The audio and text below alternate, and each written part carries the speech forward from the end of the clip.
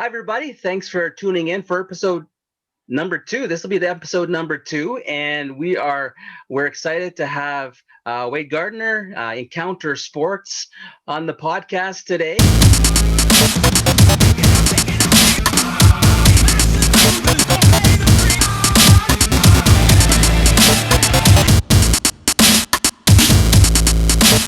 And there's always an abundance of people, hockey people that have hockey camps and a lot of good on ice stuff, whether it's Sherwood Park, Edmonton, Alberta, or the continent. So it's important also to kind of think of options off the ice, and that doesn't necessarily only mean in the gym and dry land. There's other things and other pieces of the pie. And so I thought it was important to kind of introduce everybody, whether you're a Rebellion family or somebody watching online on YouTube or wherever you receive your podcasts. So guest is Wade, and I'm gonna kick it over to him. Before he starts, make sure that you subscribe to this so that you can catch future episodes, and click on the notification bell, and so you'll get a nice little email from the system just saying, hey, there's some new material, come check it out. But without further ado, Wade, how you doing, buddy? Hey, I'm doing pretty good. How are you doing? I'm good. I'm coming live here from the Rebellion limo bus. Love it. So how are you keeping during all this COVID fun? Yeah, it's always interesting, right? I think everybody was maybe a little sad just to see the hockey season wind down. Even we didn't quite get back into gameplay, but I think it was still good for the players and the coaches and just team to be able to practice those last I guess it was a couple months, right? And so you kind of land that plane and end the season, and you enter into this weird void of spring where you'd love to you know uh, do a variety of different things, but here we are in COVID. So Yeah, where yeah, I think everybody's kind of yeah, limited on what they can do right now, right? yeah, absolutely. So I think it has been challenging for everybody, and everybody you know gets tired as the weeks pass, and you kind of want to see yourself and your family and those around you get past it and get back to normality. But you still find yourself in some challenging days. So just kind of For do sure. your best to go day by day. Cool. So I alluded to at the beginning that Mhm. you have Encounter Sports, which offers a unique need in Mhm. in the hockey community and athletic community. Yeah. During the winter, you're a head coach with the Sherwood Park Minor Hockey. Maybe tell us a little bit about your background, and then maybe we'll jump Mhm. into why you started Encounter Sports and what it's all about. Yeah, for sure. Uh, I wouldn't say I have a impressive athletic resume. I think I think what I've come to call myself is a multi-sport functional athlete, where you can give me a hockey stick or a basketball or a football, and I can make my way through a game or a practice and have fun with it. I think a lot of guys who coach or even direct some of the different sporting camps and things like that, like they have really impressive backgrounds, and so often I'm kind of like a little shy about my background, because I feel like just the just humbled sometimes by you hear some of these guys and what they've done in their careers, and what they've experienced, and how they have achieved different things in sports. And for me, sports has just been a real passion. I started really young playing hockey, and I played a variety of sports, from basketball to soccer to baseball. So I kind of dipped my toe in a little bit of uh, different sports all the way along growing up. But for me, sport was something really different than uh, I think I realized really early on I wasn't going to the NHL. So for me, early on, it was really a huge piece of the community that I experienced growing up. I loved being part of teams. I loved getting to know teammates and coaches, and having that experience as part of a team, because I think hockey is really unique even outside of all the other sports in that a lot of sports are, it's kind of a 3-4 month window, right? Whereas hockey, you can have upwards towards what feels like an 8-month window where you're together for that entire time. So you really get to know each other. And so growing up, that was a really valuable piece for me, was developing the friendships that through sports. Probably the height of my career was I went and tried out for the Junior B Knights. When I got to that age, I had taken a couple years off. I didn't play midget, and so I came back and kind of did the walk-in tryout with the Junior B Knights, and I was able to skate around pylons and drills at least fast enough to make it to the first exhibition game. And so Nice.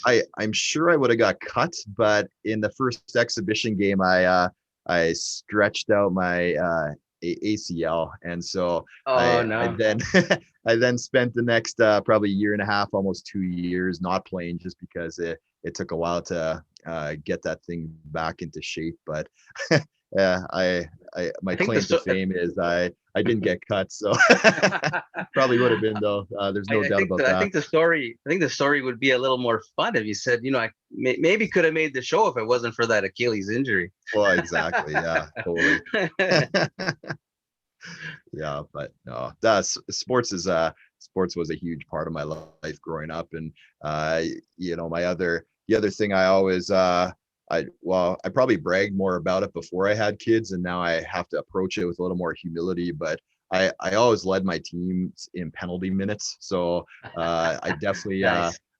I definitely explored my emotional capacity as an adolescent on the ice. And I probably had a little bit of Ryan Smith in front of the net, and probably too much of Matthew Tkachuk out around the game. So uh, that's definitely curbed as I've gotten older and matured, and wanted to Nice. set a better example. Mhm. So you had some grit, some There's some sandpaper, right? grit. Yeah, there's definitely some sass too. Yeah. So is kind of your love of sport and kind of that Mm. background, is that what led you to encounter sports, or? Yeah, couple things. So one of the things that got me into coaching in the first place was I had some really strong experiences in hockey growing up with coaches. So uh, I I had examples of what I would call just incredible coaches, knowledgeable about the game, but also able to just manage the team, right, and create a really awesome environment that players wanted to be involved in. And so those are great experiences for me. That that's the type of those were the years. Didn't matter, you always want to win, right? But even if you didn't win, the experience seemed to trump that. And so those were great years and great examples by coaches. But I also had the complete opposite experiences too, where I had coaches that I would say were just they just had no business being behind the bench. They Mm, definitely had some knowledge yeah. of the game, but their approach to coaching and how they would treat players was not a positive experience. Nor did they have the ability to manage a dressing room, and that's a really critical piece of coaching, is to be able to manage a safe environment in your dressing room. And so probably birthed out of those two experiences, the good experience and the bad experience, got me into coaching in the first place. And I actually started coaching probably when I was about 17. I started coaching junior high basketball is where it all began. And I actually got involved a little bit coaching at Fultonville. Used to have a hockey program out there years ago. And so Oh, uh, okay. I through a friend there, I used to go out and help them with their hockey program for, I think it was about a couple of years there. And then as I graduated high school, I kept coaching basketball, and I ended up coaching. Well, I've coached basketball probably for well, it's too many years now, probably like 23, 24 years Nice. coaching basketball. So You're aging uh yourself. yeah, I know. Shoot. You can edit that part out. Yeah. So basketball is a huge passion, but the coaching there that's where I really cut my teeth as a coach. And in my early 20s, I did run a number of different camps. They were called encounter camps back then. And so Oh, for okay. about four years, we had a stretch. My buddy and I would run these camps, and the primary sport was basketball. And then we got into some different sports like soccer and volleyball. We had a golf camp, wakeboarding, all kinds of different things Oh, wow, nice. that we would run these camps. And then life gets busy, right? So both of us had kids, and that part of our lives changed, and the focus of your time and energy changes. And so kind of hung up the camp life for a little while there. And when I've got two boys and a daughter, and when our oldest started to express interest in hockey, that was an exciting moment, right? Like because I was like, all right, let's do this. So I didn't coach the first year that he played, but he had an incredible experience with a team of coaches there. And so every now and then I popped on the ice, but I spent most of that year in the I was gonna say the penalty box where I'm used to. No, it was in the scorekeeper's box, just Okay, yeah. doing my dad duty, right, as the regular scorekeeper. And then the next year is when I got into the head coaching for hockey. So it's been about, I'd say 5-6 years coaching from a head coach perspective with Sherwood Park Minor Hockey, and that's been a really good experience to be part of that organization. The one thing I've appreciated anyways is probably versus some of the experiences I had as a kid is just seeing the desire, at least on the part of the league, for coaches to get proper training and to go through different training courses. And it certainly helps to, I feel, get coaches on a same page. But back to Encounter Sports for a moment, where I've continued to run kind of different camps, I'd say, just for my boys and their buddies over the summer or spring break, rent some ice for a couple days and just do more informal kind of camp experiences. But last year, when everything shut down and we lost that last couple weeks of hockey right during the playoffs in March Yeah. there, that was crushing for sure. But you had the kind of that March, April, May-ish time where people just, you weren't doing anything. You were really staying home. People were really unaware of, or I shouldn't say unaware, but cautious, right? Of what's going to happen here with COVID, and how long are we going to be in our homes? How long is this going to go on? And then things started to open up more in June. So I jumped on the booking wagon and got some ice for the summer, because I was like, well, number one, I want to get my boys back on the ice and give them something to look forward to.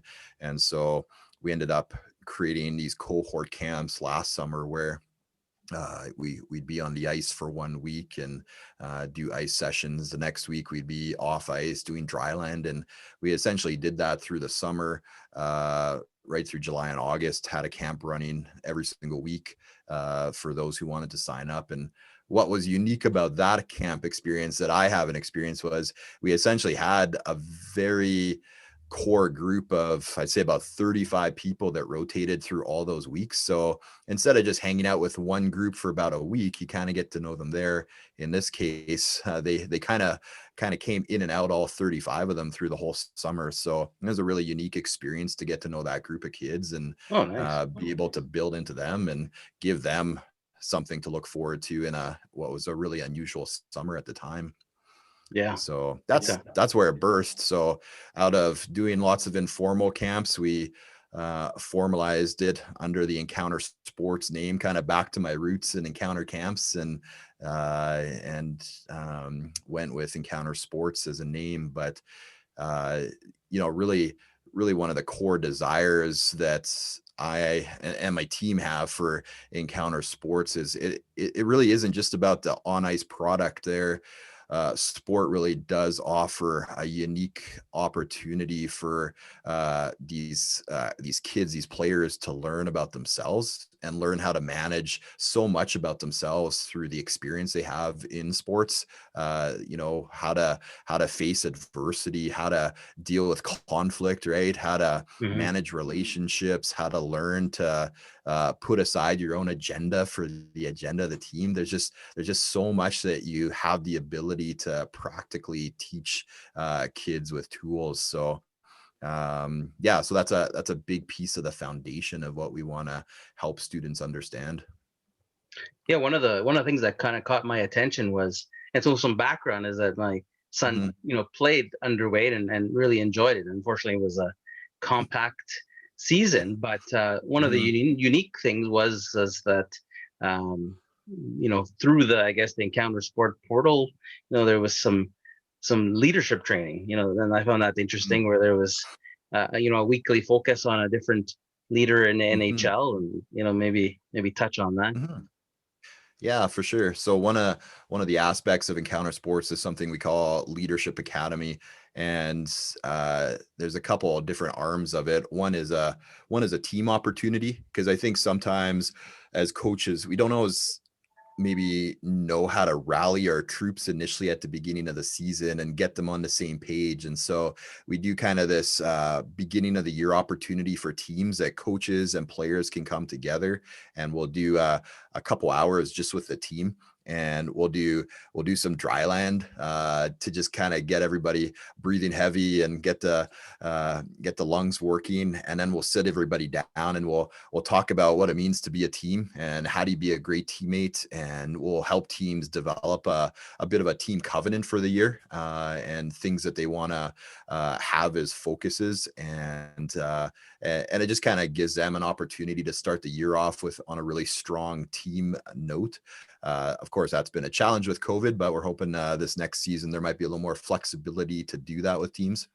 And then the other aspect we have is more of what I'd say a classroom experience, where again there's so many character traits that we can help develop in players and our kids, right? So we do a 7-week experience for kids, where once a week they come, and it's broken down into different age categories. And we did a bit of a hybrid model during November that your son came to, and a number of others, again, just to something to look forward to, somewhere to see people, right? And we Exactly. Yeah. didn't quite get to finish it off. We tried some Zoom stuff, but you sure lose some ability to interact together as a group. So we kind of hung it up and said we'll try again when restrictions allow us to. But the idea behind the 7-week individual leadership academy is, well, we have about a cap of 7-8 people at a time. So really small group to be able to each week talk about a different characteristic, so just leadership, for example, or again like conflict resolution, or just what are the characteristics of a good teammate. We'll try to draw on a great an NHL player who has reflected that. So we use Mark Messier to show some of the leadership attributes in that week. Shane Doan's a great example of what a captain with great character looks like, and integrity. And so some of those pieces, and then the other piece we just put alongside that 7-week experience is for those who want to take it kind of one step farther. We'll do a one-on-one experience with them, where we help them develop a player development plan. So that'll look at Nice. setting some goals for where do you want to improve on the ice, whether it's skating, passing, shooting, some of those basics. But we'll also talk about like where do you want to improve in some of the rest of the aspects of your life. Is it in some of your friendships? Is it your relationship with your family? Is it at school? Is it I just want to be develop maybe a certain characteristic in my life? So we'll set out some goals and help them with that. And then over that 7 weeks, we'll do some different kind of follow-up pieces with, hey, how's that going? How's that goal aspect? Are you achieving that? Do you need some more coaching or help on that? Can we, help you with some different tools? And of course, we have to make it specific to some of the age, because there's a big difference between, say, a grade 6 player and a player who's in high school, right? In what their goals are, and how hard you can push them in some of those conversations, what kind of tools you can provide them. So it is very age specific and well in how we develop those development plans. Nice. Yeah, that Yeah. sounds. That's what really kind of caught my eye. Just kind of getting a little small Mhm. taste of that, Yeah. and it's something that we within the Rebellion Club, we're looking at maybe Mm. tapping into that and tapping into Mhm. you. Um, Awesome. Speaking, I guess tapping into you. I guess I'm asking on these podcasts, for Mhm. everybody we have on to maybe give, the parents of an athlete some advice, Mm. on their journey within their sport, their activity, and is there anything you want to share with the viewers? Mm. Ooh, uh, yeah, it's a great question, and you even sent it to me in advance, and I trying to narrow it down is probably the hardest piece, right? Because Yeah, uh, exactly. It's a question that's hard to keep compact. absolutely, yeah, yeah. 45 minutes later, no, uh, Yeah, yeah, it's a great question, and I think honestly, it's uh, to adapt a question a little bit. I think a question of ourselves as parents is just what kind of priority are we sending our kids into? Because the piece, and I'll try to articulate this, is to coaches.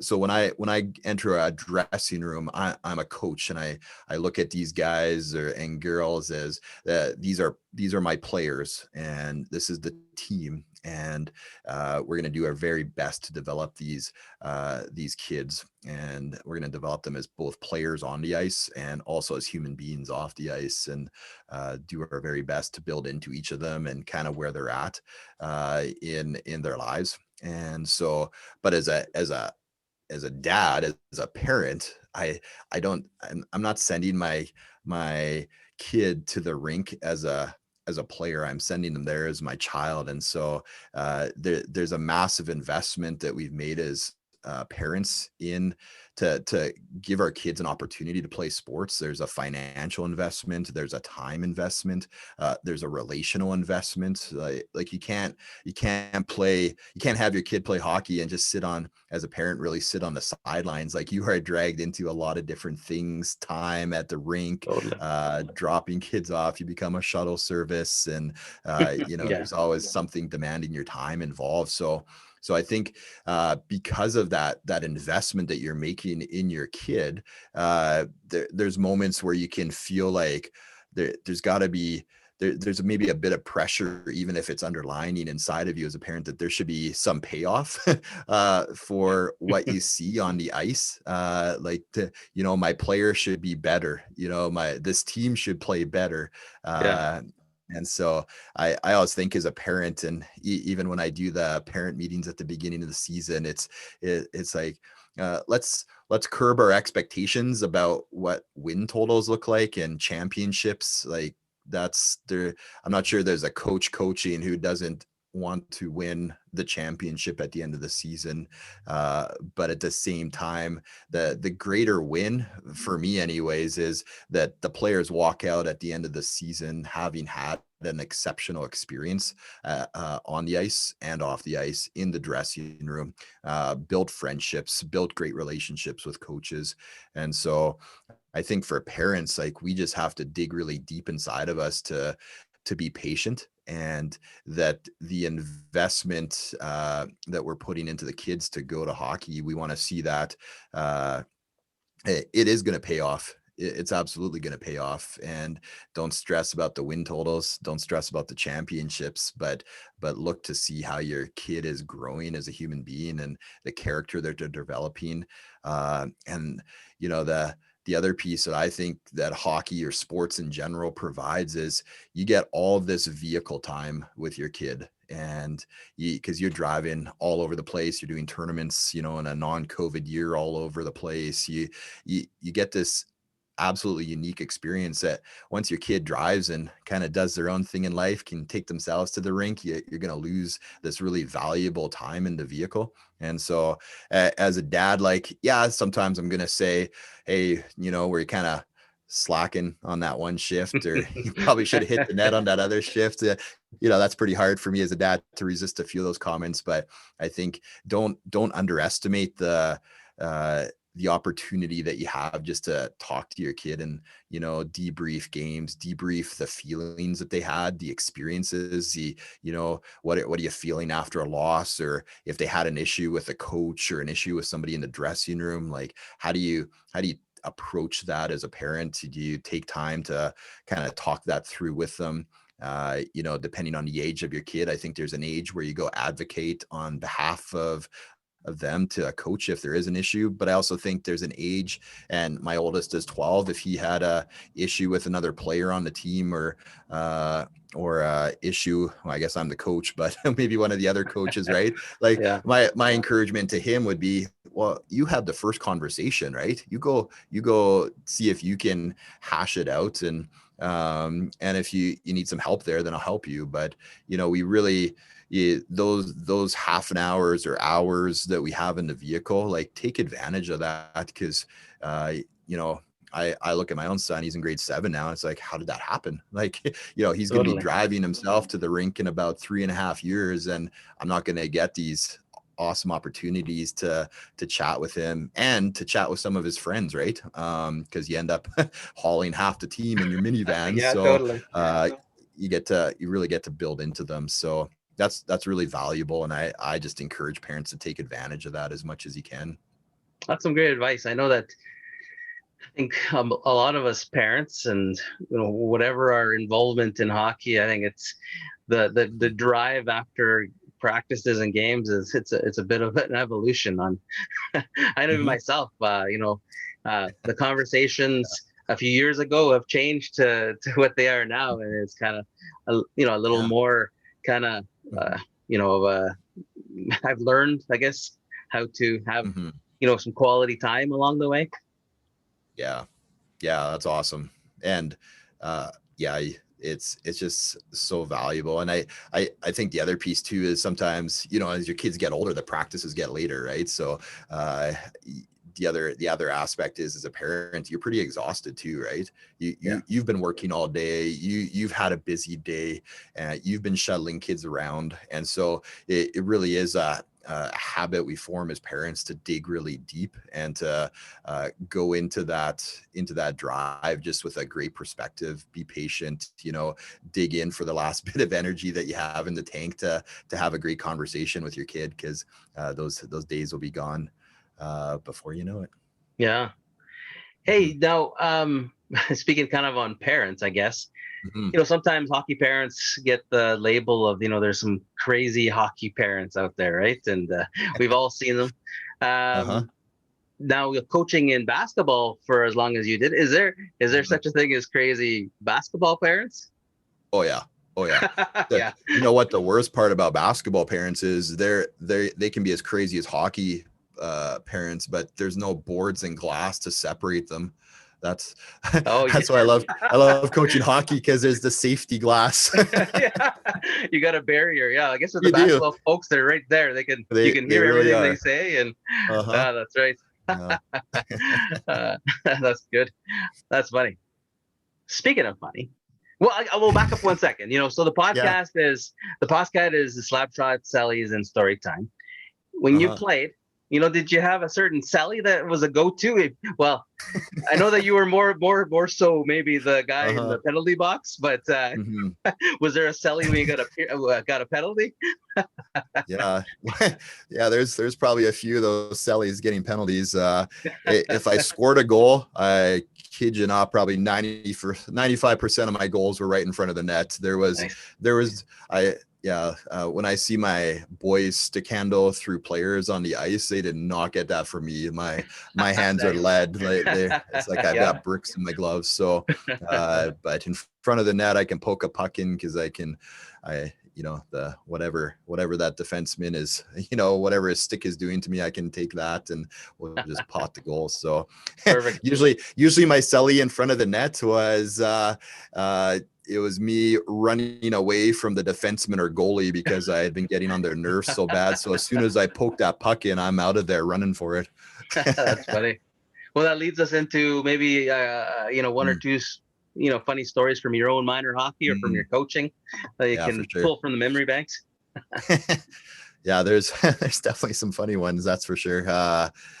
You know, probably I'm trying to think here. Like, okay, so one story that it would have been, so after I injured my knee, I ended up going back and playing for a couple of years, and it was just a local college, and so I played on their hockey team, and we just played in a men's league, right? And so so the ironic part was, like, I was in college to become a pastor, so I was already kind of working at a church as an intern, and so I was playing on this team, and yeah, again, I hadn't reformed myself and my behavior on the ice, so I was still leading my team in penalty minutes, and so there was one game. I'm in my early 20s, and there's this defenseman on the other team, and he had just been, getting in the face of different teammates all game long. And so finally I just had enough, and he was just poking at my captain in front of the net at one point, and I just skated across the ice, and I just hammered him just with a cross check, and I just got on him and just started hitting him. Not a prep. I wasn't proud of that moment, but I Yeah. felt like, that was my role on the team, at least at that point, to look after my captain, because he's the one who could actually put the puck in the net. They weren't leaning on me for that. So Yeah. anyways, I spend my time in the penalty box, and I go and I get changed, shower and all that. And I'm coming down the hallway after the game there and being changed. And I come out into the foyer, and there's this kid there, and I know him. He's from our church. And he comes up to me. He's like, and I'm like, hey, how's it going? Like, what are you doing here? And he is just so mad at me, because it turns out the guy that I steamrolled was his dad.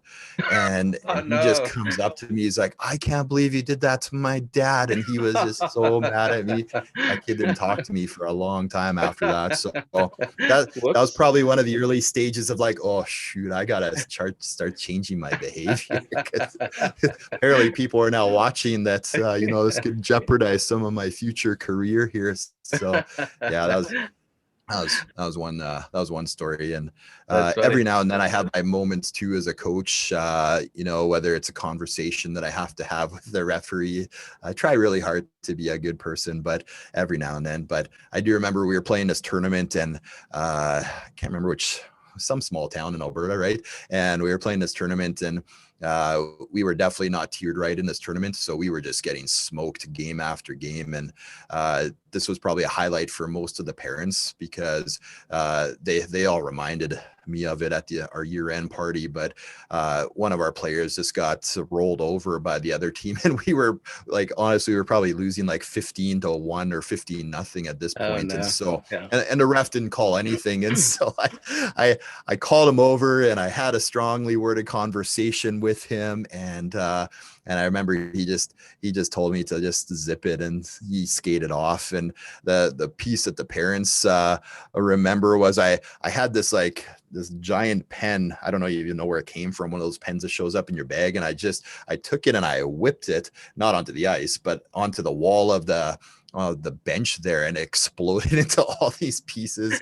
And so I had to, like, humbly spend time picking up all these little pieces so that my players didn't damage their skates on it. But Oh no. again, I still have my heated moments. But the one thing as a coach that I've tried to do is, when I communicate to them, there's definitely moments as a coach you have to apologize and say, you know what, I didn't handle that well. I didn't have a good conversation with that referee. Yeah. And I certainly shouldn't have wasted a good pen on the wall there. That was bad, but the parents were highly entertained by it. So At least he didn't throw it um, at the ref. Yeah, see, I had enough self-control to know that wouldn't have gone well. As a coach, I don't think I've ever got a penalty, and I've definitely never been kicked out of the game. So I've certainly learned some you things. are reformed. There we go. Yeah, getting there. Every year is a learning experience Yeah, for me too. exactly. Well, really Yeah. enjoyed this, Wade. Where can people find you? Yeah, for sure. So encountersports.ca is our website. And if you look up Encounter Sports on Instagram or Facebook, we're there too. But yeah, if you got any questions or if you want to follow us and if you're interested in any of our off ice stuff, then by all means reach out, and love to have a conversation with you. I think there's lots we can offer players in the area of just off ice development, whether that is just from a dry land perspective or, some of that physical aspect. But then there's also the whole character and be a be a better human being aspect of it, right? So and yeah, we just look forward to hopefully a more regular summer with regular camps. We got lots of camps going on this summer, about 7 different camps, all from full day experiences to 1 hour camps to half day conditioning camps. So my team's Beautiful. excited to jump in on that. And Awesome.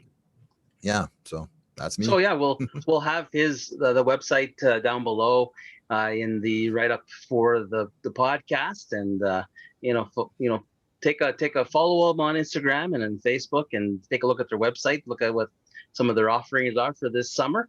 I'm sure everybody will be itchy to hit the ice, so I think so. so I'm sure it's probably best to register sooner than later, just so you're not disappointed. But yeah, so again, thanks for tuning in, everybody, to Slapshot Sullies and Story Time. Another great episode, and another big thank you to Wade for taking some time and joining us, and hopefully we've given you some tidbits of information and reason, to help you in your day to day with your athletes, and then also with some maybe some tools, hopefully, that you can tap into to round out your kids and your athletes. So thanks again. Make sure you subscribe, and thank you, Wade. Hey, my pleasure. Thanks for having me. That was fun. All right, guys. We'll see you next time. Stay tuned. Make sure you get the notifications. There's some more great guests coming up. So we'll talk to you on the next one. Bye for now.